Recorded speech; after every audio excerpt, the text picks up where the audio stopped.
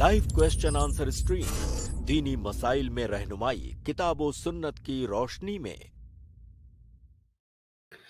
अस्सलामु अलैकुम वरहमतुल्लाहि वबरकातुह। अल्हम्दुलिल्लाहि रब्बिल आलमीन वस्सलातु वस्सलामु अला सय्यिदिल अंबिया'i वल मुरसलीन व अला आलिहि व अस्हाबिहि अजमईन, अम्मा बाद। मुहतरम नाज़रीन व नाज़रात, आप सभी का इस्तकबाल है सवाल व जवाब की इस लाइव स्ट्रीम में। मुहतरम नाज़रीन, जैसा कि आपको मालूम है कि हमारी इस स्ट्रीम में फ़ज़ीलतुद डॉक्टर मोहम्मद नसीम अलमदनी हफ़िज़हुल्लाह जुड़ते हैं और आप नाज़रीन के सवालात के जवाबात किताब व सुन्नत की रोशनी में देते हैं। तो शेख मोहतरम आज भी इस स्ट्रीम में मौजूद हैं। मैं चाहता हूँ बाज़ाब्ता इस स्ट्रीम को यहीं से आगाज़ करूँ और शेख मोहतरम को इस स्ट्रीम में ऐड करके शेख का इस्तकबाल करूँ। अस्सलामु अलैकुम वरहमतुल्लाहि वबरकातुह। वालेकुम सलाम वरहमतुल्लाहि वबरकातुह। कैसे हैं शेख? खैरियत से हैं? अल्हम्दुलिल्लाह, कैसे हैं आप? जी अल्हम्दुलिल्लाह शेख, बेहतर है। जज़ाकल्लाह शेख वक्त देने के लिए। तो इजाज़त हो तो शेख सवाल जवाब का सिलसिला शुरू करते हैं। जी बिस्मिल्लाह। जज़ाकल्लाह। तो आज के हमारे सबसे पहले गेस्ट हैं इस स्ट्रीम के अबू जीवरान। मैं इनको ऐड करता हूँ, अपना सवाल करें। जी अस्सलाम वालेकुम रहमतुल्लाहि व बरकातुहू। वालेकुम सलाम वालेकुम वरहमतुल्लाहि सलाम वबरकातुहू। वबरकातुह। शेख, सबसे पहले तो जज़ाकल्लाह खैर, आप हमारे बहुत सारे यानी कहने की रहनुमाई करते रहते हैं। बारकल्लाह फीक। एक इसे आप सवाल कह लीजिए बहरहाल, या मशवरा कह लीजिए, दो भी है, मैं वो कर लेता हूँ। अक्सर हमारे पास लोग आते हैं और आपसे सवाल करते हैं कि फलां शेख ने ये कहा है और आप इस बारे में क्या कहते हैं। और अक्सर लोगों का ये नुक्ता नज़र भी रहता है कि भाई मतलब ये लोग अपने आप डिसाइड कर लें, फिर हमें बताएं, हमारे पास एक ही चीज़ आनी चाहिए। तो मैं अपना पॉइंट ऑफ व्यू बता देता हूँ, उसको आप अगर तायीद कर देंगे तो फिर मैं उसी पे चलता रहूंगा, वरना फिर तब्दील करूंगा। अगर दो सहीउल अकीदा या सहीउल मनहज आदमी जो है किसी चीज में इख्तिलाफ कर रहे हैं, तो बजाय इसके कि मैं ये सवाल करूं आपसे कि फलां शेख ने ये कहा है, मैं आपसे सिर्फ आपका नुक्ता नजर ले लूंगा और दूसरे से भी वही सवाल करके उनका नुक्ता नजर ले लूंगा। उसके बाद जो सबसे पहला हुक्म हमें जो कुरान ने दिया, फरुद्दूहु इलल्लाहि व रसूल, मैं कोशिश करूंगा और जो मेरी समझ में आएगा फिर मुझे जो ज्यादा लगेगा मैं उस पर अमल कर लूंगा। एक दूसरा तरीका ये होता है मुझे जो पसंद आए मैं उस पर अमल कर लूं। एक तीसरा तरीका ये हो सकता है जिसके तकवे पे ज्यादा एतमाद हो उस पर अमल कर लूं। तो आप क्या प्रीफर करेंगे इसके लिए कि क्या यही तरकीब रहनी चाहिए या कुछ और होनी चाहिए? बिस्मिल्लाह वल्हम्दुलिल्लाह वस्सलातु वस्सलामु अला रसूलिल्लाह। देखिए, फ़िक़ही मसाइल के अंदर उलमा के दरमियान बहुत सारे मसाइल में हमेशा से इख्तिलाफ पाया जाता रहा है। बहुत सारे लोग इस इख्तिलाफ को बहुत ही ताज्जुब की निगाह से देखते हैं और वो ये समझते हैं कि उलमा के दरमियान जो ये इख्तिलाफ है ये कोई टकराव की सूरत हाल है, या इसको एक तरह से वो शरीयत पर नक़्द की निगाह से देखते हैं कि जब किताब कुरान एक है, सुन्नत एक है, दीन एक है, तो फिर ये उलमा आपस में इख्तिलाफ क्यों करते हैं। वो इसको इस निगाह से देखते हैं। दरअसल ये दीन के मसाइल से नावाक़फ़ियत और दीन की जो असल रूह है उससे जहालत की बुनियाद पर ऐसा होता है। ये जो मसाइल में देखिए, हमारी शरीयत के अंदर मसाइल कई तरह के हैं। कुछ मसाइल ऐसे होते हैं जिसमें कुछ मसाइल में इख्तिलाफ की गुंजाइश नहीं होती है, क्योंकि उसके अंदर नुसूसे किताब व सुन्नत बहुत ही वाज़ेह होते हैं। लेकिन कुछ मसाइल ऐसे होते हैं जिसमें अदिल्ला मुतजाज़िब होते हैं, उसमें एहतिमालात हो सकते हैं, या कई दफ़ा नुसूस को समझने में लोगों के दरमियान इख्तिलाफ होता है। आयत एक ही है, हदीस एक ही है, लेकिन लोगों के जो अफ़हाम हैं वो मुतफावित हैं। लोगों की समझ एक मेयार और एक दर्जे की नहीं है। दीन के बारे में उनका इल्म एक दर्जे का नहीं है, इसकी वजह से भी इख्तिलाफ होता है। तो लिहाजा वो मसाइल जिसमें अदिल्ला के अंदर कई मानी का इस्तेमाल पाया जाता है उसमें इख्तिलाफात होते रहे हैं हमेशा से। तो इसको बहुत ज्यादा ताज्जुब की निगाह से देखने की जरूरत नहीं है। आप देखेंगे कि अल्लाह के नबी सल्लल्लाहु अलैहि वसल्लम के जमाने में نبی صلی اللہ علیہ وسلم موجود ہیں اور ان کی موجودگی میں صحابہ کرام کے درمیان اختلاف ہو جاتا ہے کسی مسئلے کو لے کر کے، کسی کی رائے کچھ ہے، کسی اور کی رائے کچھ ہے. ایسے بے شمار واقعات ہیں، اگر کتاب لکھی جائے تو کتاب بن جائے گی. وہ مسائل جن میں صحابہ کرام کے درمیان اختلافات ہوئے اور نبی صلی اللہ علیہ وسلم کی موجودگی میں ہوئے. لیکن اس وقت مسئلہ کیا تھا کہ جب ان کے درمیان اختلاف ہوتا تھا وہ نبی صلی اللہ علیہ وسلم کی جانب رجوع کرتے تھے اور نبی صلی اللہ علیہ وسلم فوراً فیصلہ کر دیتے تھے کہ آپ صحیح پر ہیں، آپ غلط پر ہیں، یا دونوں آدمی صحیح پر ہیں. کئی دفعہ ایسا بھی ہوتا ہے دونوں آدمی صحیح پر ہیں، تو اللہ کے نبی صلی اللہ علیہ وسلم فیصلہ کرتے تھے اور وہ اختلاف ختم ہو جاتا تھا. اسی طرح نبی صلی اللہ علیہ وسلم کی وفات کے بعد صحابہ کرام کے درمیان بے شمار مسائل کے اندر اختلافات ہوئے، اور یہ جو اختلافات ہیں یہ اختلافات اس بنیاد پر نہیں ہوئے کہ نفس پرستی یا خواہشات پرستی کی بنیاد پر. سب کا مقصد صحیح حکم تک پہنچنا ہوتا تھا، لیکن چونکہ احتمالات موجود ہوتے تھے اس لیے اختلافات پائے جاتے تھے. اور ان اختلافات کے بہت سارے اسباب ہیں جن پر مختلف طرح کی کتابیں لکھی گئی ہیں. اسباب اختلاف الفقہا نام سے کتابیں لکھی گئی ہیں باقاعدہ طور سے. صحابہ کرام کے درمیان جو اختلافات ہوئے ان پر کتابیں لکھی گئی ہیں. آپ ابن المنذر ایک بہت بڑے عالم ہیں، ان کی کتاب ہے الاوسط. آپ الاوسط اٹھا کر کے دیکھیے صحابہ کرام کے اختلافات فقہی مسائل کے اندر. تو کہنے کا مطلب صرف یہ ہے کہ ان اختلافات کو اتنی زیادہ حیرانگی کے ساتھ نہیں دیکھنا چاہیے اور اسے دین پر نقد نہیں سمجھنا چاہیے. تو جس طرح یہ اختلافات پہلے ہوتے رہے ہیں اس زمانے میں بھی ہوتے رہیں گے. جو معاصرین علماء ہیں ان کے درمیان بھی اختلاف رائے ہوتا ہے اور یہ ہمیشہ ہوتا رہے گا. اب ایک آدمی جو علماء کی ان آرا کو دیکھتا ہے اس کا کام کیا ہے؟ فردوہ الی اللہ والرسول، اللہ اور اس کے رسول کی جانب لوٹا دو. اگر آپ کے اندر یہ صلاحیت موجود ہے کہ آپ ادلہ کو سمجھ سکتے ہیں، آپ ان ادلہ سے جو استدلال کیا گیا ہے اس کو سمجھ سکتے ہیں، صحیح اور سقیم کے درمیان تمیز کر سکتے ہیں، تو آپ کا کام یہ ہے کہ آپ تمیز کیجئے اور جس کی دلیل زیادہ قوی ہے اس پر عمل کیجئے.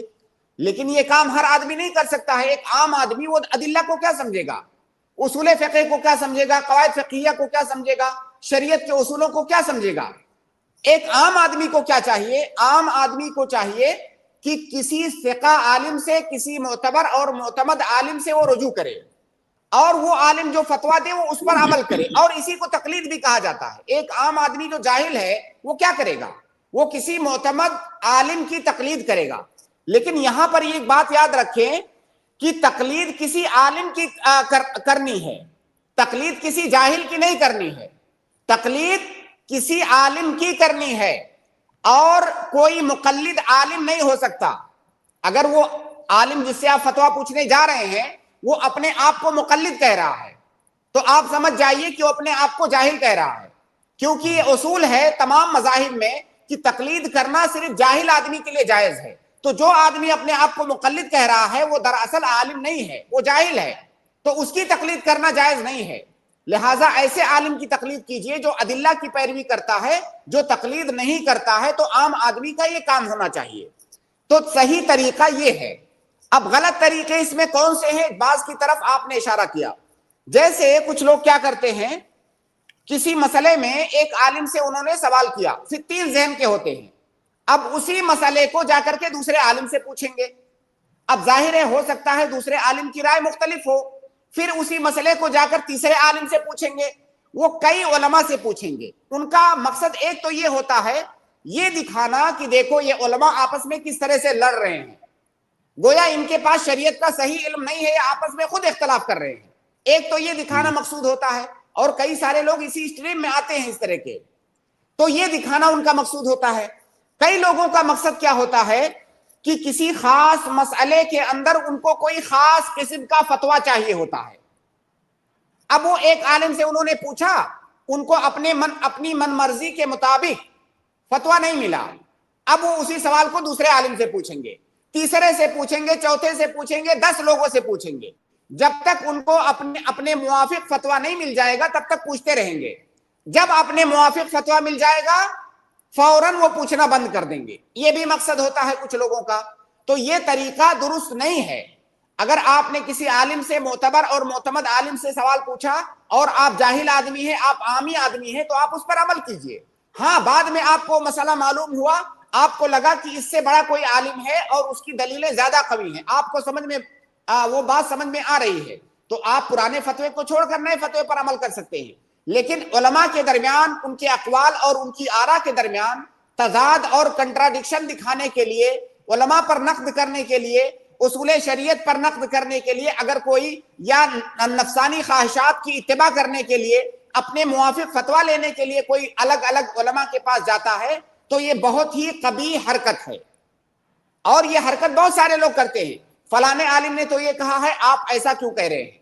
بھائی فلانے عالم نے کہا ہے، ان کی رائے الگ ہے، میری رائے الگ ہے، اور میری رائے کا الگ ہونا یہ کوئی عجیب چیز نہیں ہے، یہ تو صحابہ کرام کے زمانے سے ہوتا آیا ہے. تو یہ طریقہ درست نہیں ہے کہ علماء، مختلف علماء سے سوال پوچھیں، پھر ان کے فتاووں کو آپس میں ٹکرائیں، ان میں تضارب دکھلائیں، ان میں کنٹراڈکشن دکھلائیں. یہ طریقہ صحیح نہیں ہے. جی ابو جبران بھائی.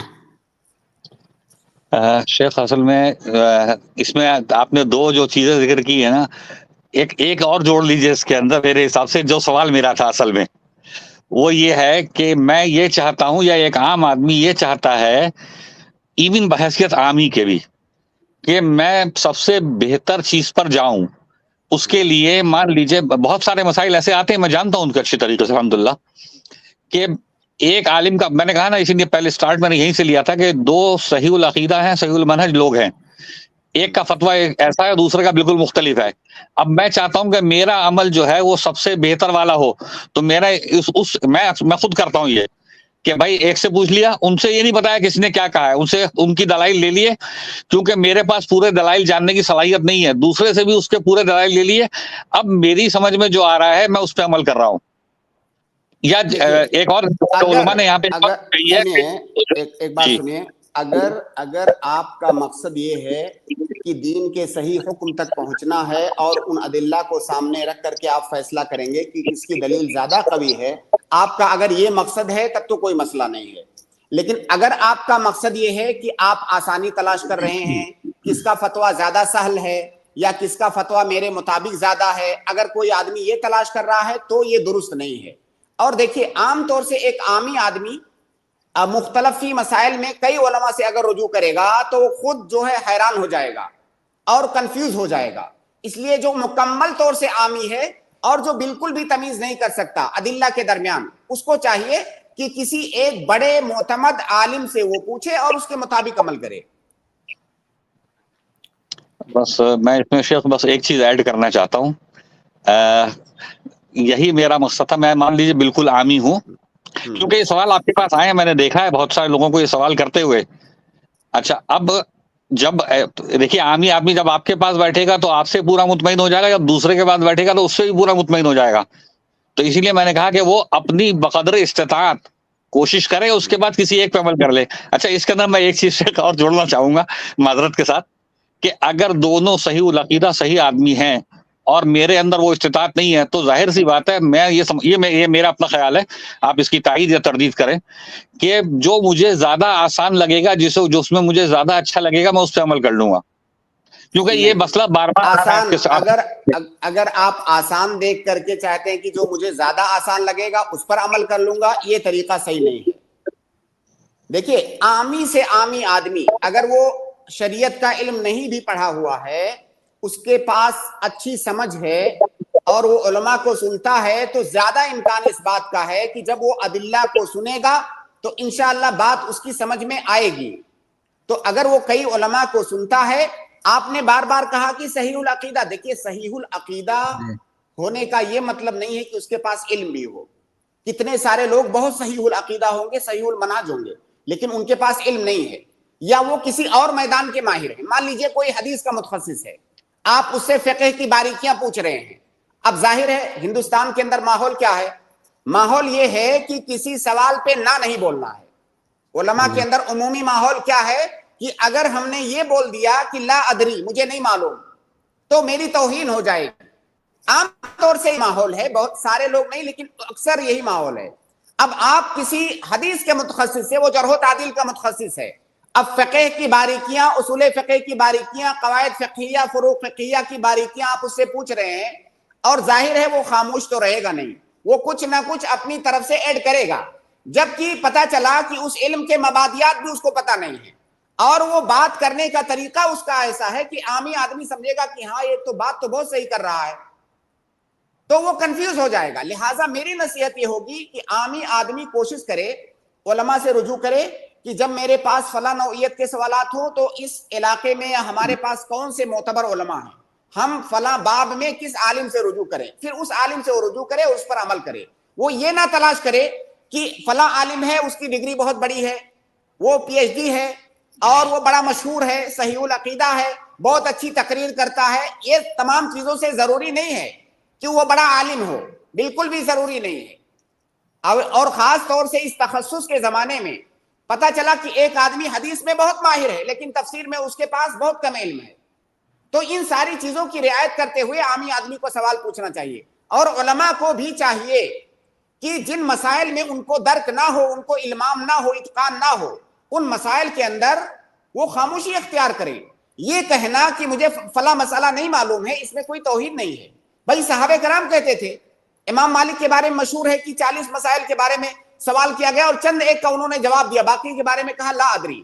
لیکن یہ چیز اور یہ ثقافت، یہ تہذیب ہم علماء کے درمیان سے ختم ہوتی جا رہی ہے۔ ہم سمجھتے ہیں کہ اگر ہم خاموش رہ گئے تو ہماری توہین ہو جائے گی، ہماری ٹوپی بہت لمبی ہے، ہمارا قد بہت لمبا ہے، ہم کو لوگ اتنا بڑا خطیب سمجھتے ہیں، میں کیسے بولوں کہ مجھے نہیں معلوم ہے۔ اور دراصل یہ مزاج بھی عوام نے ہی بنایا ہے علماء کا۔ عوام کو بھی یہ سمجھنا چاہیے کہ اگر کوئی عالم کہہ رہا ہے مجھے نہیں معلوم ہے تو یہ اس کا بڑکپن ہے، اگر وہ بول رہا ہے کہ مجھے نہیں معلوم تو یہ اس کا بڑکپن ہے، اس کا مطلب وہ صحیح عالم ہے۔ تو لہٰذا عام آدمی کو چاہیے کہ ان تمام چیزوں کی رعایت کرتے ہوئے وہ علماء سے رجوع کرے، وہ آسانیاں نہ تلاش کرے۔ اور آپ یہ جان لیں کہ اگر کسی مسئلے میں ایک سے زیادہ علماء کے پاس جائیں گے، خاص طور سے اگر اختلافی مسئلہ ہے، تو آپ آخر میں کنفیوز ہو ہی جائیں گے، یا تو کنفیوز ہو جائیں گے یا تو پھر آپ آسانیاں تلاش کریں گے کہ جو مسئلہ جو آسان ہے اس پر عمل کر لو۔ اس لیے کوشش کریں کہ اس سوال سے متعلق جس کا میدان ہے، آپ اس میدان میں کسی بڑے عالم سے رجوع کریں اور اس کے مطابق عمل کریں۔ جی ابو جبران بھائی، انشاءاللہ آپ کو مکمل جواب مل گیا ہوگا۔ جی صاحب، یہ تو خیر بہت لمبا ڈسکشن ہے، اس لیے اس کو میں یہی روک دیتا ہوں۔ البتہ شیخ شکیل، میں ایک چیز اور عرض کرنا چاہوں گا، یہاں کئی لوگوں نے آ کے شکایت بھی کی ہے اس کے اندر، تو میں ان کے لیے عرض کرنا چاہوں گا کہ میرا اب تک کا اسکور جو ہے وہ اگر 12 بار کوشش کی ہے تو اسٹریم میں ایڈ ایک بار ہو پایا ہوں، اور اسٹریم میں ایڈ ہونے کے بعد جو ہے 7-8 بار میں سے ایک بار جواب ملتا ہے۔ اس کے مطلب ہم لوگوں کو یہ سمجھنا چاہیے کہ بھائی ہم لوگوں کے لیے، ہم لوگوں کو احسان مند ہونا چاہیے، آپ لوگوں کا شکر گزار ہونا چاہیے، بجائے اس کے کہ میں شکایت 2-3 لوگوں کی شکایت سنی، اس لیے مجھے کہنا کہ بہتر لگا کہ اس کو ذرا ریپیٹ کر دیا جائے۔ دیکھیے، اس سے متعلق ایک لائن میں عرض کروں گا کہ علم سیکھنے کے لیے ادب سب سے پہلے ضروری ہے۔ اگر آپ کے پاس ادب نہیں ہے تو آپ علم نہیں سیکھ سکتے۔ اور یہ بات کہتے ہوئے افسوس ہو رہا ہے کہ جس ماحول میں، جس معاشرے میں ہم رہتے ہیں، بہت سارے لوگوں کے پاس علماء سے علم حاصل کرنے کا ادب نہیں ہے۔ آپ پرانے زمانے میں دیکھیں گے جو بڑے بڑے علماء ہیں، یہ چاہے ائمہ اربعہ ہوں یا ان کے علاوہ دیگر علماء ہیں، وہ ان کی سیرت آپ پڑھیں گے تو علم سیکھنے سے پہلے وہ ادب سیکھتے تھے۔ باقاعدہ پرانے زمانے میں جو خلفاء ہوا کرتے تھے، حکمران ہوا کرتے تھے، بڑے لوگ، وہ اپنے بچوں کے لیے باقاعدہ طور سے مربی رکھتے تھے۔ مربی، ان کو مؤدب بولا جاتا تھا، ان کو ادب سکھلانے کے لیے۔ معلم پہلے نہیں رکھتے تھے، پہلے مؤدب رکھتے تھے، بچے کو سکھلائے، ادب سکھلائے، اور یہ سکھلائے کہ علم کیسے سیکھا جاتا ہے۔ علم نہیں سکھلائے، یہ سکھلائے کہ علم سیکھا کیسے جاتا ہے۔ تو ہمارے ہاں یہ چیز تقریباً مفقود ہے۔ ہر آدمی جو سوال کسی عالم کے پاس کرنے جاتا ہے وہ سمجھتا ہے کہ میرا حق ہے، اگر اس نے فوراً مجھے نہیں بتا دیا تو اس نے میرے ساتھ زیادتی کی۔ بھائی یہ ایک اسٹریم ہے، اس کی محدود ٹائمنگ ہے، محدود لوگ اس کے اندر آ سکتے ہیں، تو ضروری نہیں ہے کہ آپ ایڈ ہی کر لیے جائیں یا آپ کا سوال لے لیا جائے۔ آپ انتظار کیجئے اور دوسرے لوگوں کے سوالات جوابات سنیے، اس سے بھی آپ کو فائدہ ہوگا۔ بہت سارے لوگ آ کر کے بار بار یہ شکایت کرتے ہیں کہ مجھے ایڈ نہیں کیا گیا، میں اتنی بار میں نے کوشش کیا۔ یہاں اسٹریم میں جو اینکر ہوتا ہے، ایسا تو ہے نہیں کہ کسی کا وہ رشتہ دار ہے، تو کسی کو پیچھے چھوڑ دیتا ہے, کسی کو آگے لے لیتا ہے. ایسی بات نہیں ہے, اس سے بھی غلطی ہو سکتی ہے ترتیب میں. تو ان باتوں کو سمجھنا چاہیے. یہ علم کی مجلس ہے, یہ کوئی بازار تھوڑی ہے کہ مجھے پہلے کیوں نہیں ملا, فلاں کو پہلے کیوں مل گیا. یہ علم کی مجلس ہے. آپ جو ہے اس کے لیے جو آداب ہیں علم سیکھنے کے لیے, ان آداب کو سیکھیے.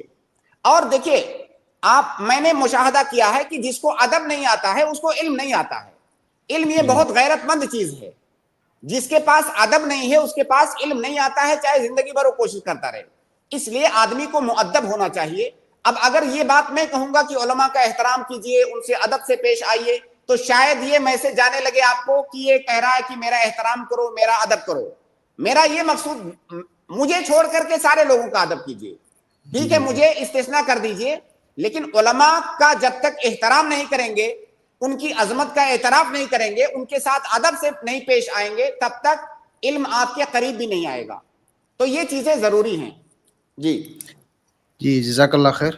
جی ابو جبران بھائی, آپ کو برکت دے, آپ اسٹریم میں جڑے. اور اسی طرح سے میں اپنے تمام ناظرین سے گزارش کروں گا کہ جو بھی سوال کرنے کے لیے موقع پا لیتے ہیں تو ایک ہی سوال کریں تاکہ دوسرے بھائیوں کو بھی موقع مل سکے. تو میں معذرت چاہوں گا, دوسرا کوئی سوال لے کر آئے گا تو میں بالکل قبول نہیں کروں گا. تو میں اگلے گیسٹ کو ایڈ کرتا ہوں. اگلے گیسٹ ہمارے ہیں علیشہ. جی السلام علیکم شیخ. وعلیکم السلام ورحمۃ اللہ وبرکاتہ. جی میرا سوال ہے کہ کاپر ٹی لگانا کیسا ہے؟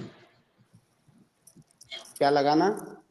کاپر ٹی بولے تو عورتوں میں جیسے آپریشن ہوتا ہے سیزیرین, تو اس میں گیپ لینے کے لیے بولتے ہیں ڈاکٹرنی لوگ کہ 3 ایئرس کا گیپ ہو یا کچھ, تو اس میں کاپر ٹی ایک انجیکشن لگتا ہے, تو وہ لگوانا کیسا ہے؟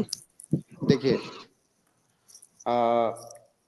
شادی کے یا نکاح کے مقاصد میں سے اس کے بہت سارے مقاصد ہیں. شریعت جس چیز کا بھی حکم دیتی ہے تو اس کے پیچھے کچھ مقصد ہوتا ہے شریعت کا. شادی کے کئی سارے مقاصد میں سے ایک مقصد ہے تناسل.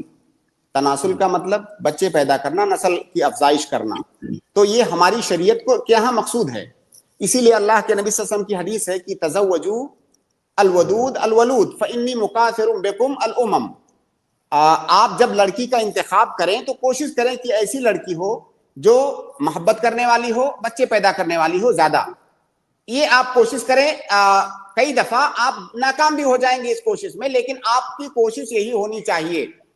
تو ہماری شریعت کے مقاصد میں سے ایک مقصد ہے تناسل. شریعت کے جو 5 مقاصد ہیں, مقاصد ضروریہ جن کو کہا جاتا ہے, یا المقاصد الخمسہ, ان مقاصد میں سے ایک مقصد ہے حفظ النسل, نسل کی حفاظت کرنا. اور نسل کی حفاظت 2 طرح سے ہوتی ہے. ایک تو مارا نہ جائے, بچوں کو مارا نہ جائے, ان کو قتل نہ کیا جائے, ان کی صحت کا خیال رکھا جائے. دوسرا طریقہ ہوتا ہے کہ ان کی افزائش کی جائے, زیادہ بچے پیدا کیے جائیں. تو اب اگر جب ہم نے یہ جو ہے فیصلہ کیا کہ تناسل یہ نکاح کے مقاصد میں سے ہے, اس کا مطلب یہ ہوا کہ نکاح کے بعد اگر کوئی انسان بلا سبب بچے پیدا کرنا روکتا ہے تو اس کے لیے جائز نہیں ہے. اور اگر اس کے پاس شرعی عذر ہے کوئی بچے روکنے کے لیے, تو ایسی صورت میں وہ بچہ روک سکتا ہے. بچہ روکنے کی یا حمل روکنے کی 2 شکلیں ہیں. ایک شکل تو یہ ہے کہ کوئی انسان ہمیشہ کے لیے حمل روکنا چاہتا ہے. بہت سارے اس کے طریقے اختیار کرتا ہے کہ بچے اب مجھے آگے نہیں چاہیے, فیوچر میں مجھے بچے نہیں چاہیے. ایسا کرنا صرف اسی انسان کے لیے جائز ہے جس کی بیوی کے بارے میں ڈاکٹروں کی رپورٹ یہ ہو کہ یہ عورت حمل کی متحمل آگے نہیں ہو سکتی. اگر اس کو حمل ہوا تو اس کی جان کو خطرہ ہے. اگر معتمد اطباء کی رائے یہ ہو کہ اس عورت کو اگر حمل ہوا تو اس کی جان کو خطرہ ہے, ایسی عورت ہمیشہ کے لیے حمل کو روک سکتی ہے. لیکن معتمد اطباء ہونے چاہیے, معتبر. دوسری شکل یہ ہے حمل روکنے کی کہ کوئی ہمیشہ کے لیے نہیں روکنا چاہتا ہے, بلکہ کچھ فترے کے لیے, کچھ وقت کے لیے, 1 سال 2 سال کے لیے گیپ کرنا چاہتا ہے. کیا اسی صورت میں وہ یہ گیپ کر سکتا ہے کہ نہیں؟ اگر اس کے پاس کوئی عذر نہیں ہے, کوئی سبب نہیں ہے, تو 1 دن کے لیے بھی ایسا نہیں کر سکتا. سال 2 سال تو الگ بات ہے. एक दिन के लिए भी वो कोई ऐसा काम नहीं कर सकता जो कि वसीला हो हमल रोकने का, अगर उसके पास कोई शरई उज़्र नहीं है तो। और अगर उसके पास शरई उज़्र मौजूद है तो वो गैप कर सकता है। तरीका वो कोई भी अख्तियार करे, मगर वो गैप कर सकता है। मसलन डॉक्टरों ने बताया किसी औरत को मुसलसल बच्चे हो रहे हैं, डॉक्टरों ने बताया कि अगर आगे इसको फौरन हमल हुआ तो फिर इसकी जान को खतरा है, या इसकी सेहत इतनी बिगड़ जाएगी कि इसे नुकसान पहुंच जाएगा। इसकी सेहत बचाने के लिए जरूरी है कि कुछ गैप किया जाए। अब डॉक्टर जितना मशवरा दे, मोतबर डॉक्टर, गैप करने का 1 साल 2 साल, उतने दिनों के लिए वो औरत गैप कर सकती है, फिर आगे उसको कंटिन्यू करना होगा। या इसी तरह से एक सबब ये बताया जाता है कि जैसे कोई औरत है, उसके कई सारे बच्चे हैं छोटे छोटे, जल्दी जल्दी उसको विलादत हुई है, कई सारे छोटे छोटे बच्चे हैं। अब उन बच्चों की परवरिश करने में, देखभाल करने में उसे दिक्कत हो रही है।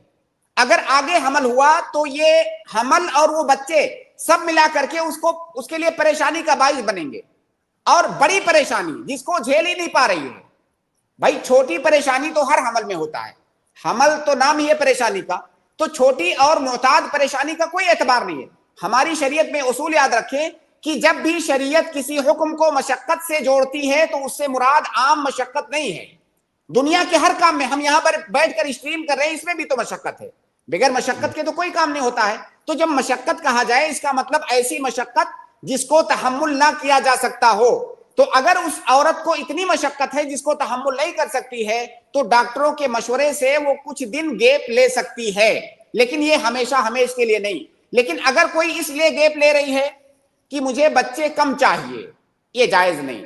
कोई इसलिए गैप ले रही है कि बच्चे ज्यादा हो जाएंगे तो उनको हम खिलाएंगे कैसे, ये जायज नहीं है, बल्कि ये तो शिर्क में दाखिल हो जाएगा। क्योंकि गोया आप ये समझ रहे हैं कि बच्चों की रोजी आपके हाथ में है, जबकि बच्चों की रोजी तो अल्लाह के हाथ में है। अगर कोई ये समझ रहा है हम बच्चों की तरबियत कैसे करेंगे, ये भी जायज नहीं है। बच्चों की तरबियत ये भी अल्लाह रब्बुल आलमीन की जानिब से रिस्क है, वो आपकी जिम्मेदारी है। जैसे दुनिया के दूसरे काम करते हैं उसी तरह से वो काम भी आपको करना है। तो ये सब मशक्कत में दाखिल नहीं है। तो गैप अगर कोई करना चाहता है और उसके पास शरई उज़्र है तो गैप कर सकता है, वरना गैप भी नहीं कर सकता। और हमेशा हमेश बंद करना तो बिल्कुल भी जायज नहीं है। सिर्फ उसी सूरत में जायज है जब डॉक्टरों ने कहा हो कि ये औरत अगर इसको हमल होगा तो इसकी जान को खतरा है। जी सिस्टर। जी शेख, मेरी बेटी है तो उसके बीमारी है, तो उसका भी नहीं मालूम कि वो कब कैसा रिस्पॉन्स देगी, इसलिए थोड़ा गैप करने को बोल रहे हैं।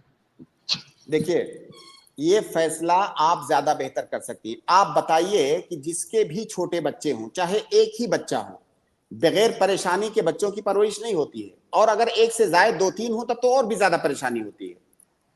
अब कोई औरत ये सोचे कि मुझे जब हमल होता है तो मैं बहुत थक जाती हूँ, कमजोरी होती है, ये परेशानी होती है, वो तो सबको होता है, उसको परेशानी नहीं कहते हैं। अगर परेशानी ऐसी हो जो आप झेल ही नहीं सकती, आप कह रहे हैं कि मेरी बच्ची कब क्या रिएक्ट करेगी, ये परेशानी नहीं है, इसको परेशानी थोड़ी कहेंगे। वो परेशानी तो सबको है। अगर इस परेशानी को देखना कोई देखे तो कोई बच्चा करेगा ही नहीं दुनिया में, तो ये परेशानी नहीं है। हाँ, अगर ऐसी परेशानी नहीं, आप उसको नहीं झेल सकती, आपके बस से बाहर है, तो ठीक है, आप गैप कर सकती हैं। जी सिस्टर, बारकल्लाह फिक। अब मैं अगले गेस्ट को ऐड करता हूँ इस स्ट्रीम में। हमारे अगले गेस्ट हैं साबिया।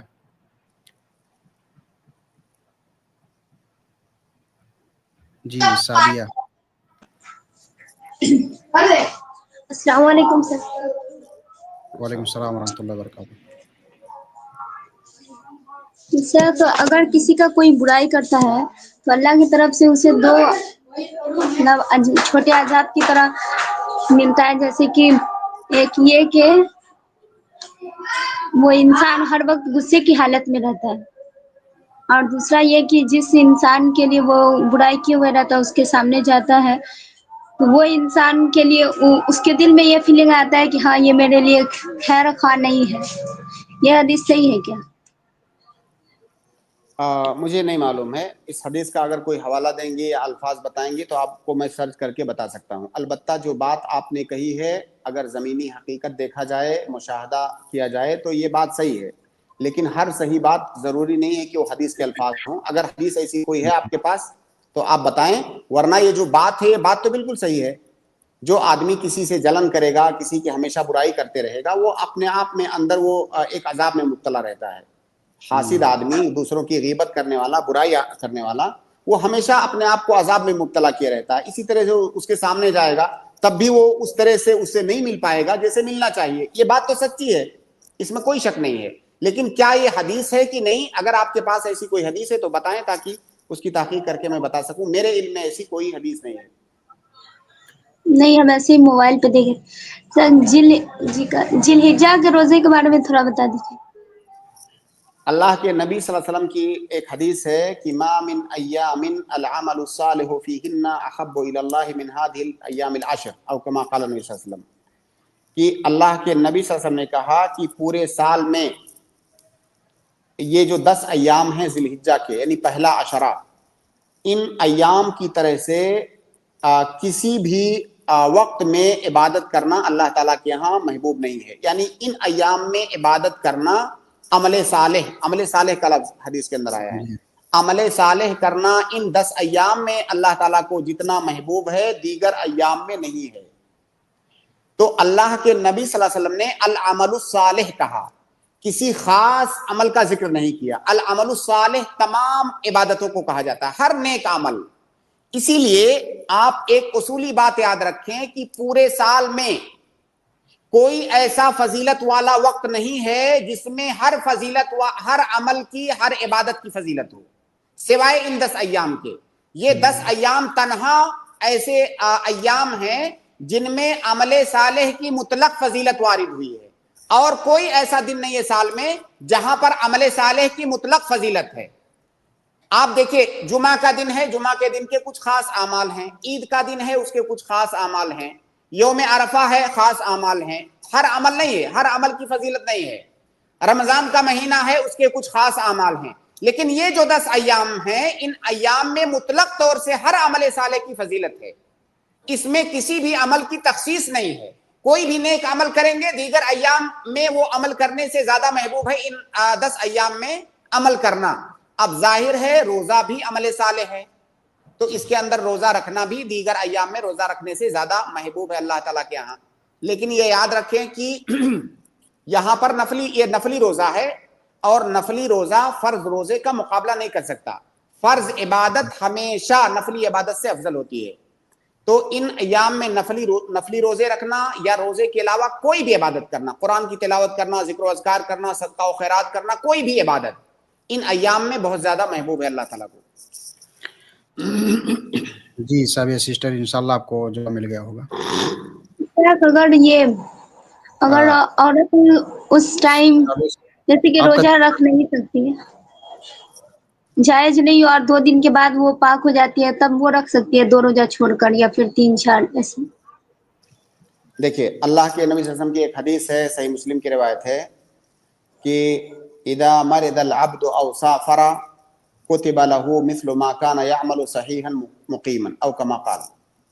اس کا مطلب یہ ہے, اس حدیث کا, یہ حدیث بہت بڑی نعمت ہے اللہ تعالیٰ کی طرف سے ہمارے لیے, کہ اگر کوئی بندہ بیمار ہو جاتا ہے یا سفر میں چلا جاتا ہے, اپنی بیماری یا سفر کی وجہ سے وہ کسی ایسی عبادت کو نہیں کر پاتا ہے جس عبادت کے کرنے کا مکمل اس کو عزم تھا یا وہ پہلے کرتا آیا تھا. اس کا مکمل عزم تھا کہ اس بار بھی اس عبادت کو میں کروں گا, لیکن عذر کی بنیاد پر وہ عبادت وہ نہیں کر سکا, جبکہ عزم مصمم تھا, مکمل اس کا ارادہ تھا اس عبادت کو کرنے کا, لیکن شرعی عذر آ گیا اور وہ عبادت اس کی وجہ سے وہ نہیں کر پایا. کتب لہ مثل ما کان یعمل صحیحا مقیما, اس آدمی کو مکمل اجر ملے گا اس عبادت کا. اب اس حدیث کے اندر اللہ کے نبی صلی اللہ علیہ وسلم نے ایک اصول بتا دیا ہے کہ اگر کسی نیک عمل کو کرنے کا مکمل آپ نے ارادہ کر لیا مکمل طور سے, لیکن اچانک کوئی عذر آ گیا جس کی بنیاد پر وہ عمل آپ نہیں کر سکے, تو انشاءاللہ وہ اجر آپ کو ملے گا.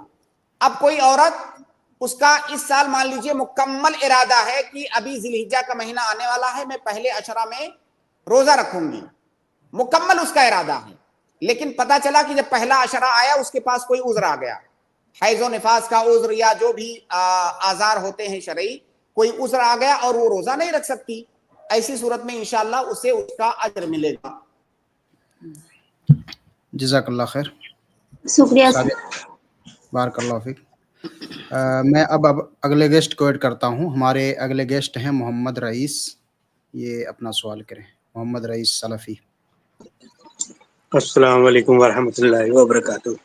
वालेकुम अस्सलाम वरहमतुल्लाहि वबरकातुहू। शेख, मैंने आपसे सुना था एक बात कि नज़र मांगना अगरचे कि जायज़ है लेकिन पसंदीदा अमल नहीं है। तो मैंने नज़र मांगी थी एक कि अगर मेरा ये काम हो गया तो मैं 3 रोज़े रखूँगा, तो वो अभी मेरी नज़र पूरी नहीं हुई, तो क्या मैं इसको ड्रॉप कर सकता हूँ नज़र को, यानी वो रोज़े ना रखूँ? देखिए, अल्लाह के नबी सल्लल्लाहु अलैहि वसल्लम की हदीस है कि इन्नन नज़र ला युगनी मिनल क़दरि शैआ, नज़र मानने से जो लिखा हुआ है वो बदल नहीं जाएगा। ना तो कोई ऐसी भलाई आपको मिल जाएगी जो नहीं मिलने वाली थी, ना तो कोई शर आपको ऐसा पहुंचेगा जो नहीं पहुंचने वाला था। जो होने वाला है वही होकर रहेगा। नज़र मानने से कोई चीज़ बदल नहीं जाएगी। इन्नमा युस्तखरजु बिही मिनल बखील, ये हदीस के अल्फाज हैं कि नज़र कौन आदमी मानता है? जो आम हालात में बुखालत से काम लेता है और नेक आमाल नहीं करता है। जब कोई परेशानी उसको आती है तब वो चिल्लाता है और नजर मानने लगता है। तो अब ऐसी सूरत में गोया कि एक तौर से मकहूर हो करके वो उस नेक अमल को करता है। इसी को ताबीर किया गया है कि इन्नमा युस्तखरजु बिही मिनल बखील। तो लिहाजा नजर मानना, आम हालात में नजर मानना ये मकरूह है, नापसंदीदा अमल है। इसका मतलब ये नहीं है कि ये जायज नहीं है, ये जायज माल कराहा है। अब अगर किसी इंसान ने नजर मान दिया तो अगर वो उस नजर के अंदर कोई मासियत नहीं है तो उसके ऊपर वाजिब है कि उस नजर को पूरी करे। लेकिन वो नजर कब पूरी करेगा? जब जिस बात पे वो नजर माना है या नजर को जिस चीज पर मुअल्लक किया है वो चीज अगर वाक़े हो जाए तो वो नजर पूरी करे, तो वो नजर पूरी करेगा। जैसे उसने कहा मेरा फला काम हो जाएगा, मैं 3 दिन का रोजा रखूंगा।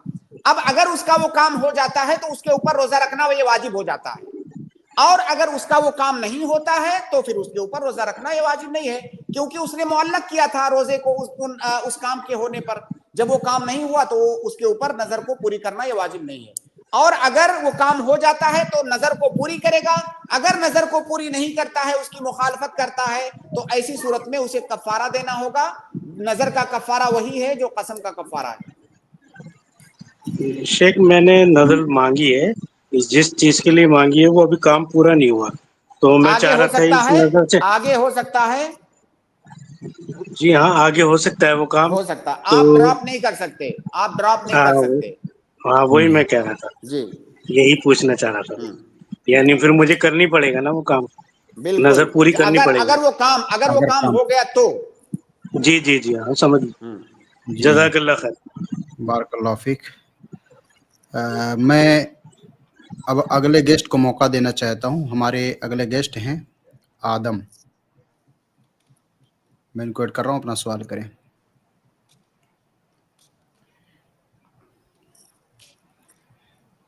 जी आदम, अगर हमारी आवाज़ सुन रहे हो तो आप अपना सवाल करें। इनके बाद मैं अगले गेस्ट को ऐड करता हूँ इस स्ट्रीम में। हमारे अगले गेस्ट हैं गेस्ट, यानी इन्होंने अपना नाम ही गेस्ट रखा है। ये सवाल करें। अस्सलाम वालेकुम रहमतुल्लाह। वालेकुम सलाम रहमतुल्लाहि व बरकातुहू।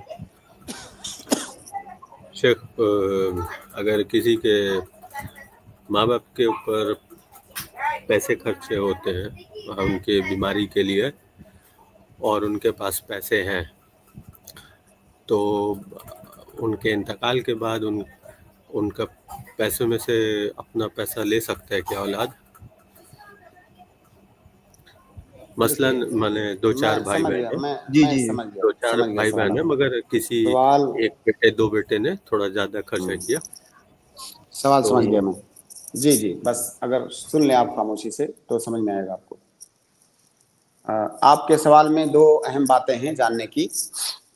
पहली बात तो ये कि माँ बाप के ऊपर खर्च करना उनका नानो नफका उठाना, उनका खर्चा उठाना बेटों के ऊपर या बच्चों के ऊपर कब वाजिब है? ये बच्चों के ऊपर कुछ शर्तों के साथ वाजिब है।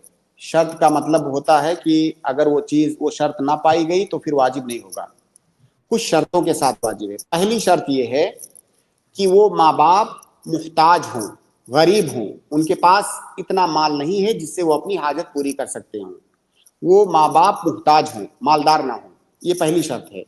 दूसरी शर्त ये है कि वो बच्चा अमीर हो। अमीर होने का मतलब अपना और अपनी बीवी और बच्चों का खर्चा उठाने के पास इतना माल बचता हो जिससे माँ बाप पर वो खर्च कर सकता हो, ये दूसरी शर्त है। तीसरी शर्त ये है कि माँ बाप के ऊपर खर्च करने में उसके ऊपर कोई जरर ना हो उस बच्चे पर। अगर जरर है तो फिर वाजिब नहीं होगा। जरर की बहुत सारी शक्लें हो सकती हैं। फुक़हा जैसे एक मिसाल बयान करते हैं कि बच्चे के पास एक कपड़ा है, मान लीजिए ठंडी का एक कपड़ा, सर्दी का कपड़ा। अब बाप के पास कपड़ा नहीं है सर्दी का, उसको जरूरत है, और बच्चे के पास वही एक है और कुछ नहीं है उसके अलावा। अब अगर वो बाप को देगा तो इसको नुकसान पहुंचेगा, ये इस तरह की मिसाल। तो बहरहाल बच्चे के ऊपर, बेटे के ऊपर जरर ना हो।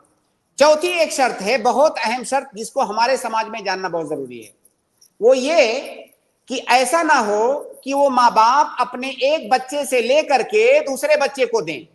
एक बच्चे से तो ये कह करके ले लें कि मुझे हाजत है, उस बच्चे से ले रहे हैं, दूसरे बच्चे को दे रहे हैं, ऐसा नहीं होना चाहिए। तो जब ये शर्तें पाई जाएंगी तो बेटे के ऊपर या बच्चों के ऊपर अपने माँ बाप पर खर्च करना ये वाजिब हो जाएगा। अब इसका मतलब ये हुआ कि अगर माँ बाप अमीर हैं, अपनी जरूरतें अपने माल से पूरी कर सकते हैं, तो बच्चों के ऊपर उनका खर्चा उठाना ये वाजिब नहीं है। खिदमत करना अलग बात है, वो तो वाजिब है, लेकिन खर्चे की हम बात कर रहे हैं, नानो नफका और जिंदगी का जो बुनियादी खर्चा होता है। तो अगर माँ बाप अमीर हैं तो बच्चों के ऊपर वाजिब नहीं है, लेकिन इसका मतलब मैं किसी को यह तरगीब नहीं दे रहा हूं कि अपने माँ बाप पर खर्च मत करें। हम वजूब की बात कर रहे हैं। बच्चे अगर माँ बाप पर खर्च करते हैं तो उनके साथ बिर और एहसान है, तो ये करना चाहिए, उस पर आपको बहुत अजर मिलेगा, और बेशक करना चाहिए, हमेशा करना चाहिए। लेकिन मसला यहाँ पर वजूब का है। तो ये पहला सवाल, ये पहला मसला जानना बहुत जरूरी है आपके लिए। दूसरा, आपने कहा कि कोई माँ बाप है या कोई बाप है, बाज बच्चों ने उसके ऊपर खर्च किया इलाज पर, जबकि वो बाप अमीर था। तो बताना यहां पर मकसूद ये था कि बाप अमीर था। अमीर से मुराद, देखिए अमीर किसको कहते हैं? मैं अगर थोड़ा सा एक्सप्लेन करूं तो एक थोड़ा पैसा है मगर पूरा पैसा नहीं है, तो मतलब बच्चा थोड़ा दे और बाप के अमीर पास, माँ के पास थोड़ा। हर वो आदमी अमीर है, हर वो आदमी अमीर है जिसके पास अपनी जरूरत भर का पैसा है। वो रोटी खा रहा है, उसके पास रहने के लिए उसके सर पे छत है, इलाज करवाने के लिए उसके पास पैसे हैं, बच्चों को स्कूल फीस जमा कर रहा है, जो भी बुनियादी जरूरतें हैं जिंदगी की वो सब पूरी हो रहा है, वो अमीर है। अमीर इसी को कहा जाता है। अगर अपनी जरूरत कोई नहीं पूरी कर पा रहा है, वो आदमी गरीब है। अमीर का डिफिनेशन ये नहीं है कि बहुत सारा बैंक बैलेंस है उसके पास, तो शरीयत की इस्तिलाह में अमीर उसको कहते हैं। बहरहाल उस बाप के पास अगर अपनी जरूरत पूरी करने भर का पैसा है, उसके बाद भी बच्चे ने खर्च किया है, किसी एक बेटे ने, सवाल आपका यह है कि क्या उस बाप की मौत के बाद उस बाप के माल में से पहले वो अपना खर्च किया हुआ पैसा निकाल ले, बाद में उसका तरीका तकसीम हो? क्या यही सवाल है आपका? जी जी। अब यहां पर आपके लिए ये बताना जरूरी हो जाता है, जब भी उसका जवाब आपको मिलेगा, कि उस बेटे ने बाप पर किस हैसियत से खर्च किया था। क्या उस बाप को बेटे ने कर्ज दिया था, या उस बाप को हदिया दिया था, हिबा दिया था, उस बाप को दे दिया था? दो सूरतें हो सकती हैं। एक तो ये कि वो कर्ज दे रहा है, दूसरा ये कि उस बाप को उसने दे दिया, हिबा कर दिया। अगर उसने कर्ज दिया हुआ है बाप को, ऐसी सूरत में बाप की वफात के बाद या उसकी जिंदगी में वो कर्ज का मुतालबा करने का उसको हक है। अगर जिंदगी में बाप ने अदा नहीं किया तो उसके मरने के बाद उसके तरीका में से पहले उसका कर्ज अदा किया जाएगा, क्योंकि मैयत के ऊपर अगर कोई कर्ज है तो तरीका तकसीम होने से पहले कर्ज की अदायगी होगी। तो अगर उसने कर्ज दिया था तब तो वो ले लेगा, उसके बाद तरीका तकसीम होगा। लेकिन अगर उसने हिबा कर दिया था तो फिर उसको कुछ भी नहीं मिलेगा, کیونکہ ہبا کے باب میں قاعدہ ہے کہ العائد فی ہبتہ کالکلب الذی یعود فی قیئہ. اللہ کے نبی صلی اللہ علیہ وسلم کی حدیث ہے ہبا کر کے کوئی اس کو واپس نہیں لے سکتا. ہبا کی تعریف ہی یہ ہے کہ تملیک کو الغیر بلا عوض، کسی انسان کو کوئی چیز کوئی مال دے دینا بغیر کسی عوض کے، اس کو ہبا کہا جاتا ہے. تو جب اس نے بغیر کسی عوض کے دیا تھا تو واپس نہیں لے سکتا. اب آپ یہ ڈیسائیڈ کریں کہ اس نے کس حیثیت سے دیا تھا. جی شکریہ. السلام علیکم. آپ کو جواب مل گیا ہے؟ جی سمجھ میں آ گئے. جی بارک اللہ فیک اس ٹیم میں جڑنے کے لیے. اب ہمارے اگلے گیسٹ ہیں ام عرفہ. میں ان کو ایڈ کرتا ہوں، اپنا سوال کریں. السلام علیکم رحمۃ اللہ وبرکاتہ. وعلیکم السلام ورحمۃ اللہ وبرکاتہ. جی مجھے نا ایک حدیث کی تشریح چاہیے، وہ میری سمجھ میں نہیں آ رہا ہے. وہ حدیث کی تشریح ایکچولی دوسری حدیث سے میں جوڑ کر دیکھ رہی ہوں. جو حدیث ہے کہ جو ضرورت سے زائد بستر اور لباس کے بیان میں ایسا اس کا عنوان ہے. تو اس میں لکھا ہوا ہے کہ ایک بستر آدمی کے لیے، دوسرا اس کی بیوی کے لیے، تیسرا مہمان کے لیے اور چوتھا شیطان کے لیے ہے. تو اس حدیث کو مطلب اس کے حساب سے ضرورت سے زائد سامان رکھنا یہ مطلب فضول خرچی نہیں کرنا چاہیے. اور دوسری حدیث یہ ہے کہ اللہ تعالیٰ اپنی نعمتوں کا اثر اپنے بندے کے اوپر دیکھنا چاہتا ہے. تو یہ دو حدیثوں میں مجھے کنفیوژن ہو رہا ہے، تو ان کی تشریح چاہیے مجھے. دونوں حدیثوں میں کوئی بھی کنفیوژن نہیں ہے، کوئی بھی تعارض نہیں ہے، کوئی کنٹراڈکشن نہیں ہے دونوں حدیثوں کے اندر. آپ نے اپنے سوال کے اندر اپنے الفاظ میں خود جواب دے دیا، لیکن آپ محسوس نہیں کر سکی. آپ نے کہا کہ کوئی آدمی اگر فضول خرچی کرتا ہے تو یہ جائز نہیں ہے، لیکن اگر کسی انسان کی فضول خرچی کا مطلب ہوتا ہے کہ آپ کی جو حاجت نہیں ہے اس کو بھی آپ اپنے پاس رکھ رہے ہیں، لیکن اگر آپ کو فی الحال اس کی حاجت ہے یا آگے اس کی حاجت پڑ سکتی ہے اور آپ اس کو رکھے ہوئے ہیں، تو اس کو فضول خرچی نہیں کہتے ہیں. فضول خرچی کو کیسے ڈیفائن کریں گے؟ شریعت میں اسراف سے منع کیا گیا ہے. اسراف کو ڈیفائن کرنے کے لیے دو چیزیں دیکھیں گے. پہلی چیز انسان کی حیثیت، جو جس انسان کے بارے میں ہم بات کر رہے ہیں اس کی حیثیت دیکھیں گے. کروڑ پتی اور لکھ پتی دونوں کی حیثیت ایک نہیں ہے. اور دوسری چیز اس انسان کی حاجت. ایک کروڑ پتی انسان کی جو حاجت ہوتی ہے وہ ایک غریب انسان کی حاجت نہیں ہوتی ہے، کیونکہ حاجت کا تعلق عرف سے بھی ہوتا ہے. تو اگر کوئی کروڑ پتی انسان 2-4 لاکھ روپیہ کہیں پر خرچ کر دیتا ہے تو یہ اسراف نہیں ہوگا. لیکن اگر کوئی انسان غریب مزدور انسان ہے، وہ 2-4 لاکھ روپیہ خرچ کرنے جائے گا تو وہ مقروض ہو جائے گا. ہم اس کو کہیں گے کہ تم نے اسراف کیا. وہ کروڑ پتی آدمی اس نے اسراف نہیں کیا. تو اسراف کو ڈیفائن کریں گے انسان کی حیثیت اور اس کی حاجت دیکھ کر کے، دونوں چیزیں دیکھ کر کے. اب آپ نے جو حدیث پیش کیا کہ ایک بستر آپ کے لیے، ایک بیوی کے لیے، ایک مہمان کے لیے، باقی شیطان کے لیے. اب اگر کوئی آدمی اپنے گھر میں 10 بستر رکھتا ہے، باری باری وہ ہر بستر بچھاتا ہے. آج وہ ایک بستر بچھائے گا، اس کو دھلے گا، رکھے گا، دوسرا بچھائے گا، کیونکہ بہت امیر آدمی ہے، بالکل اسے حق ہے، وہ کر سکتا ہے ایسا. لیکن آپ ایسے ہی گھر میں بچھا کر کے رکھے، اس کی ضرورت نہیں ہے، یہ اسراف ہے. یا کوئی آدمی ایکسٹرا بستر اس لیے رکھتا ہے کہ کئی سارے مہمان آ سکتے ہیں اس کے پاس. نبی صلی اللہ علیہ وسلم نے تو ایک ہی کا ذکر کیا نا، ایک بستر کا. تو کیا ضروری ہے کہ ایک ہی مہمان آئے گا؟ 4 مہمان 10 مہمان بھی تو آ سکتے ہیں، اسے 10 بستر کی ضرورت پڑ سکتی ہے. تو انسان مستقبل میں اپنی ضرورتوں کو جانتا ہے کہ مجھے کتنی ضرورت پڑتی رہتی ہے، اس حساب سے وہ رکھ سکتا ہے. جی سسٹر. جی وہی اشکال تھا میرا کہ مہمان تو ہمیشہ نہیں رہتے، اور پھر جی وہی تو جو ایکسٹرا رکھا ہوا ہے اس پر کیا گناہ ہوگا، یہی. اور کپڑوں کے بارے میں بھی ویسا ہی ہے کہ ہمارے پاس جی کپڑے بھی بھر بھر کے رکھے ہوئے ہوتے ہیں، تو وہ کیا گناہ آپ کی حیثیت اور آپ کی حاجت کو دیکھ کر کے اسراف کو ڈیفائن کریں گے. مان لیجئے ماہانہ آپ کی جو ہے آمدنی ہے 50 لاکھ روپے. اب اگر 40-50 جوڑے آپ کپڑے رکھتے ہیں، بالکل اسراف نہیں ہے. لیکن کوئی آدمی 10,000 روپیہ کماتا ہے، ہر مہینے 4-6 جوڑی کپڑے سلاتا ہے، ہم کہیں گے کہ یہ اسراف ہے.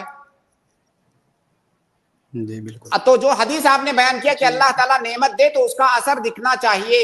اس کا اثر کس طرح دکھنا؟ ایسا نہ ہو کہ ہر وقت روتے رہو.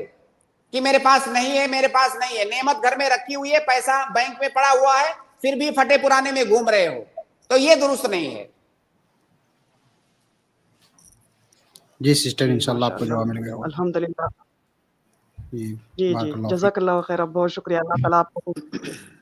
السلام علیکم وإياكم رحمۃ آمین. اللہ وعلیکم السلام ورحمۃ اللہ وبرکاتہ. جی میں اب اپنے اگلے گیسٹ کو موقع دیتا ہوں. ہمارے اگلے گیسٹ ہیں مسلم، ان کو ایڈ کرتا ہوں، وہ اپنا سوال کریں. جی السلام علیکم ورحمۃ اللہ. وعلیکم السلام ورحمۃ اللہ وبرکاتہ. جی شیخ، مجھے یہ پوچھنا تھا کہ الحمدللہ 2 سال پہلے اللہ نے مجھے ہدایت دی، میں دین سے تھوڑا قریب آیا. تو میں ابھی اہل حدیث بھی ہو گیا، آپ لوگ سے جڑا ہوں، علماء سے جڑا ہوں. تو میں ابھی انجینئرنگ کر رہا ہوں شیخ، ابھی میرا آخری سال چل رہا ہے. تو میں نے ہمیشہ سے مطلب انگلش میڈیم میں پڑھائی کی ہے، صرف اس دین کا علم صرف قرآن کو سیکھا تھا. تو ابھی میں نے جب دین سے میں قریب آیا تو میں نے سوچا تھا کہ میں انجینئرنگ ختم کرنے کے بعد دین کا علم حاصل کروں گا، عالم بننے کا میرا شوق تھا. تو ابھی میرے سامنے مدینہ سعودی میں جو یونیورسٹی ہے وہاں کا اپلیکیشن نکلا، تو وہاں میں اپلائی جی کرنے کے لیے ایلیجیبل ہوں.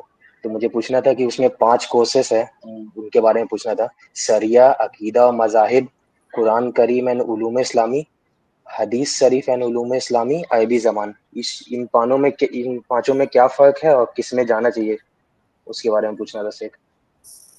یہ مشورہ ہے، فقہی کوئی سوال نہیں ہے، مشورہ ہے. جی جی دیکھیے جامعہ اسلامیہ مدینہ منورہ میں 5 شرعی کلیات ہیں. شرعی کلیات جو ہیں 5 ہیں، اس کے علاوہ کچھ عصری کلیات بھی ہیں. جی شرعی جو کلیات ہیں ان میں کلیت الشریعہ ہے، سب سے بڑا کلیہ وہاں کا. کلیہ مطلب کالج ہوتا ہے. جی شعبہ ہے. اسی طرح سے وہاں پہ کلیت الحدیث ہے، اور کلیت الدعوہ ہے، کلیت الدعوہ و اصول الدین، کلیت الحدیث الشریف و دراسات الاسلامیہ. اسی جی طرح سے کلیت اللغہ العربیہ ہے وہاں پہ، اور وہاں پہ کلیت القرآن الکریم ہے. یہ 5 کلیات ہیں وہاں. ان جی 5 کلیات کا الگ الگ تخصص ہے، لیکن عموماً جب تک آپ کلیہ کے مرحلے میں رہیں گے، یعنی جب تک آپ کالج میں رہیں گے، اوپر دراسات یا ہائر ایجوکیشن میں نہیں جائیں گے، ایم اے پی ایچ ڈی میں، تب تک سارے جو سبجیکٹس ہوتے ہیں وہ سارے کلیات میں پڑھائے جاتے ہیں. فرق صرف تھوڑا سا اتنا ہوتا ہے کہ جیسے اگر آپ کلیت الشریعہ میں پڑھیں گے تو کلیت الشریعہ کے فقہ اور اس کے متعلقات جو ہیں وہ ان کی گھنٹیاں زیادہ ہوں گی، اس کے لیکچرز زیادہ ہوں گے، وہ مواد زیادہ ہوں گے. لیکن آپ کو وہ مواد دوسرے کلیات میں بھی پڑھائے جائیں گے، لیکن وہاں پر ان کے محاضرات کم ہوں گے. فرق اتنا ہوگا.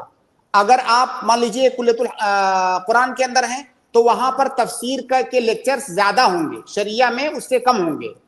تو یہ فرق ہوتا ہے. باقی جو آپ نے ذکر کیا وہ اقسام ہیں، وہ کلیات نہیں ہیں، وہ کالجز کے نام نہیں ہیں، وہ اقسام ہیں. پھر ہر کالج کے اندر الگ الگ فیکلٹیز ہیں، اس کا ذکر آپ نے کیا ہے. تو اب جی آپ کو جو پسند ہو، جس میں آپ کو دلچسپی ہو، آپ وہ کورس کیجئے. لیکن میرے خیال سے آپ کا ایڈمیشن کلیہ کے اندر ڈائریکٹ نہیں ہوگا، کیونکہ آپ نے عربی تعلیم نہیں لی ہوئی ہے. تو جب آپ وہاں جائیں گے تو کلیہ کے سے پہلے ایک شعبہ ہے وہاں پر، معہد تعلیم اللغہ العربیہ لغیر الناطقین بہا. وہ 2 سال کا کورس ہے جس میں 4 مستویات ہیں. تو پہلے آپ کو اس میں پڑھنا پڑے گا، جس میں آپ کو عربی زبان سکھائی جائے گی. جب آپ عربی زبان اتنی سیکھ لیں گے کہ اب آپ لیکچر سمجھ سکتے ہیں، پھر آپ کا ایڈمیشن کلیہ کے اندر ہوگا. پھر وہاں جانے کے بعد وہ خود بخود سمجھ جائیں گے کہ کس کلیہ میں جانا چاہیے. ہاں، جب آپ یہ معہد میں کچھ دنوں تک پڑھیں گے تو پھر آپ کو سمجھ میں آ جائے گا کہ آگے مجھے کیا کرنا چاہیے. جی جی جی بھائی، جزاک اللہ اس اسٹریم میں جڑنے کے لیے. جی شیخ، جزاک اللہ خیر. بارک اللہ فیکم. ہمارے اگلے گیسٹ ہیں اے ایم. میں ان کو ایڈ کرتا ہوں، اپنا سوال کریں. السلام علیکم شیخ. وعلیکم السلام ورحمۃ اللہ وبرکاتہ. شیخ میرا سوال تھا، شیخ استوا کے معنی کیا ہیں؟ ایک آیت میں آتا ہے کہ ولما بلغ،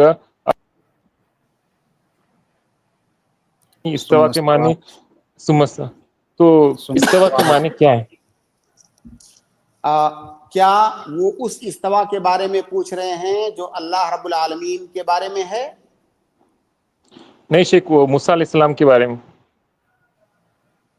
دیکھیے جہاں بھائی، پر استوا کا کے 3 یا 4 معانی اہل تفسیر نے ذکر کیا ہے. سعادہ، اعلی، ارتفاع. یہ 3 معانی تو اس وقت مجھے یاد آ رہے ہیں. سعادہ مطلب بھی کسی چیز کے اوپر جانا, اعلیٰ مطلب بھی کسی چیز پر علو ہونا, ارتفاع کا مطلب بلند ہو جانا. تو یہ استوا کے معانی ہیں, اور ان تینوں معانی سے اس کی تفسیر کرنا یہ صحیح ہے. جو موسیٰ علیہ السلام کی جو آیت ہے وَلَمَّا بَلَغَ أَشَدُّ وَاسْتَوَى. ارے بھائی قرآن کی آیت ہے, غلط مت پڑھیے پلیز. دیکھیے آپ کو میری نصیحت یہ ہے کہ کم از کم پہلے قرآن پڑھنا سیکھیے, ہے نا. اب استوا کا جیسے کلمہ ہے, اس کلمے کے بارے میں اتنے سارے فرقے گمراہ ہوئے ہیں اور لمبی چوڑی بحثیں ہیں صفت استوا کے بارے میں. تو آپ کم سے کم ABCD سے شروع کیجئے. ڈائریکٹ آپ استوا پہ کیوں جا رہے ہیں؟ پہلے قرآن پڑھنا سیکھیے, پھر اس کے جو عام معانی اور مفاہیم ہیں قرآن کے ترجمہ وغیرہ وہ سیکھیے, پھر وہاں پر جائیے. یہ مطلب ڈائریکٹ آپ وہ اس چیز کے بارے میں تحقیق کرنا چاہ رہے ہیں جہاں پر بہت سالوں کے بعد ہم وہاں تک پہنچے ہیں. تو ڈائریکٹ آپ وہاں کیوں جا رہے ہیں؟ تو اس سے کنفیوز ہو جائیں گے آپ.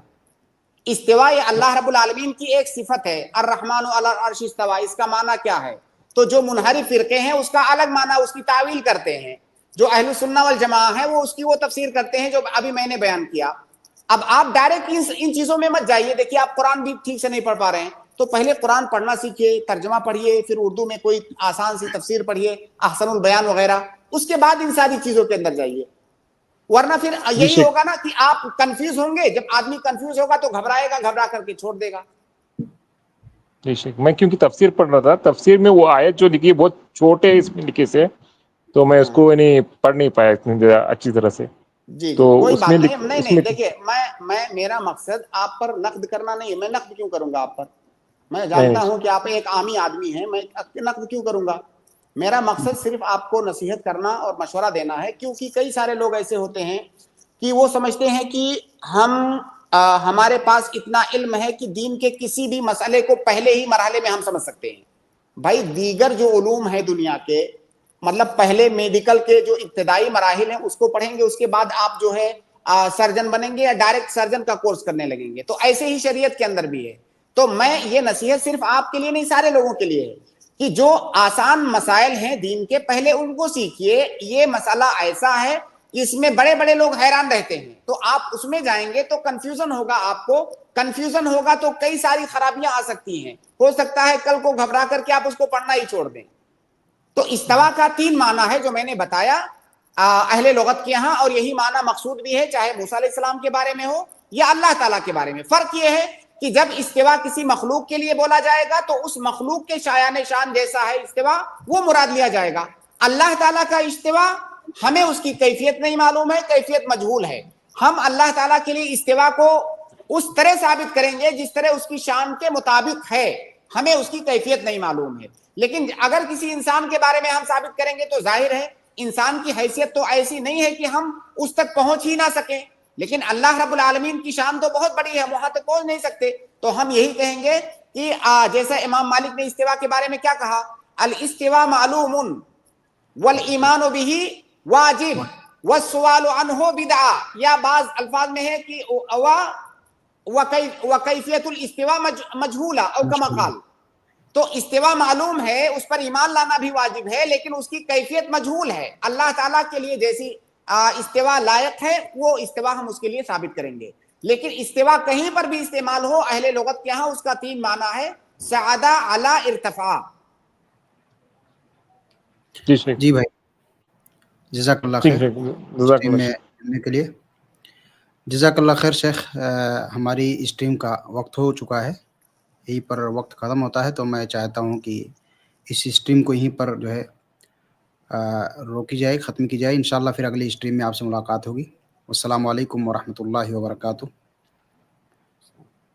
اسی طرح سے میں اپنے تمام آڈینس کا, ناظرین کا شکریہ ادا کروں گا جو آج کی ہماری اس اسٹریم میں اپنا قیمتی وقت نکال کر شریک رہے اور اپنے سوالات شیخ محترم کے سامنے رکھے اور اس کا قرآن و حدیث کی روشنی میں جواب حاصل کیے.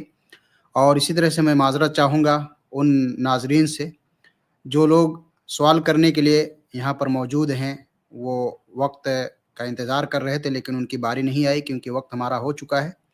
تو میں ان کو دعوت دیتا ہوں انشاءاللہ آپ اسی طرح سے برابر इस क्वेश्चन आंसर की लाइव स्ट्रीम में जुड़ते रहें, इंशाल्लाह आपको ज़रूर मौका मिलेगा। और ऐसे ही कुछ भाइयों का जो एतराज़ है कि हमको मौका नहीं मिलता है, तो आप ये सोचें कि आप शुरू से लेकर आखिर तक इस स्ट्रीम में बने रहते हैं, तो जितने भी आपसे पहले लोग सवाल करते हैं उनके सवाल का जो जवाब शेख मोहतरम देते हैं उनसे आपको बहुत ही ज़्यादा फ़ायदा होता है। तो आपका सवाल कभी ना कभी इंशाल्लाह ज़रूर लिया जाएगा। आप पहले अगर जुड़ेंगे, पहले जुड़ने की कोशिश करेंगे तो आपको पहले मौका मिलेगा। तो मैं आपसे यही दरख्वास्त करता हूँ कि आप इस स्ट्रीम में जुड़ने के लिए वक्त निकाल कर इस स्ट्रीम के लाइव होने से पहले ही आप इंतज़ार में बैठे रहें। जैसे कमेंट सेशन में आप लिंक देखें, फ़ौरन आप जुड़ जाएं ताकि आपको अव्वल मरहला में मौका मिल सके। तो मैं तमाम नाज़रीन का शुक्रिया अदा करता हूँ जो इस स्ट्रीम में जुड़े। इंशाअल्लाह फिर अगली स्ट्रीम में आप तमाम नाज़रीन से मुलाकात होगी, इसलिए मैं आपसे इजाज़त चाहता हूँ। वस्सलामु अलैकुम वरहमतुल्लाहि वबरकातुहू। अस्सलामु अलैकुम वरहमतुल्लाहि वबरकातुहू। क्या आपको पता है iPlus TV के जो मुख्तलिफ प्रोग्राम्स आप तक पहुंचते हैं, दीनी programmes, Islamic programmes, research programmes, इल्मी प्रोग्राम्स, ये सारे प्रोग्राम्स को आप तक पहुंचाने में कई अखराजात होते हैं। उलमा जो अपना वक्त देते हैं और बहुत सारे ऐसे कॉस्ट जो बिहाइंड द सीन डिपार्टमेंट्स होते हैं जो उलमा के इल्म को आप तक पहुंचाने में जरिया बनते हैं, जैसे technical staff, editors, animators, social media staff, support staff. Technology का भी कॉस्ट होता है, premises cost, travelling cost, equipment. एक प्रोफेशनल स्टूडियो को मैनेज करने में, एक टीम को मैनेज करने में बहुत सारे कॉस्ट होते हैं। मैं आपको भी उभारता हूं कि आप भी इस काम में जरूर सपोर्ट करें, iPlus TV में अपना ताउन जरूर पेश करें। जज़ाकल्लाहु खैर। वस्सलाम अलैकुम।